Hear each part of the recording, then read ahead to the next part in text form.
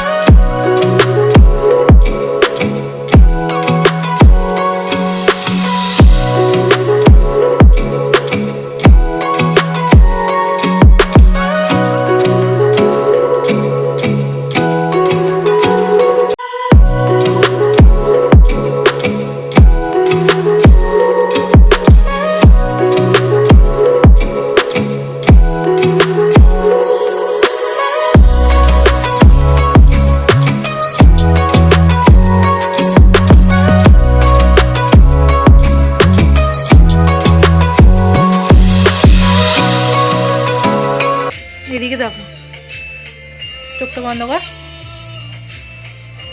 খোল। আজকের হচ্ছে লুক এটা। তো তোমরা দেখেই নিলে আমি কেমন সাজিয়েছি। তোমরা আমাকে অবশ্যই কমেন্টে আমাকে জানিও যে আমি কেমন সাজিয়েছি, আর তোমাদের এই ভিডিওটা কেমন লেগেছে সেটাও আমাকে কমেন্ট সেকশানে জানিও। সো ও আইল্যাশ পরতে চায়নি, ঠিক আছে, সেই জন্য আমি আইল্যাশ পরাইনি ওকে, ঠিক আছে। তো তোমরা ভেবো না যে আমি আইল্যাশ পড়তে ভুলে গেছি বা কিছু। ও পড়তে চায়নি, ওকে জিজ্ঞেস করেছিলাম, ও বলেছে না ও আইল্যাশ পড়বে না। আইল্যাশ পড়লে অনেকের সমস্যা হয় না, প্রবলেম হয় না, যাদের অভ্যাস না থাকে। তো ও কোনোদিনও আইল্যাশ পড়েনি, তো ও সেজন্য আইল্যাশ পড়তে চায়নি, তাই ওকে পড়াইনি আমি। সো আশা করছি তোমাদের ভিডিওটা খুব ভালো লেগেছে। ভালো লাগলে লাইক, শেয়ার, কমেন্ট আর সাবস্ক্রাইব করতে ভুলো না আমার চ্যানেলটাকে। নেক্সট ভিডিওতে আবার তোমাদের সাথে দেখা হচ্ছে। সো আজকের জন্য বাই বাই।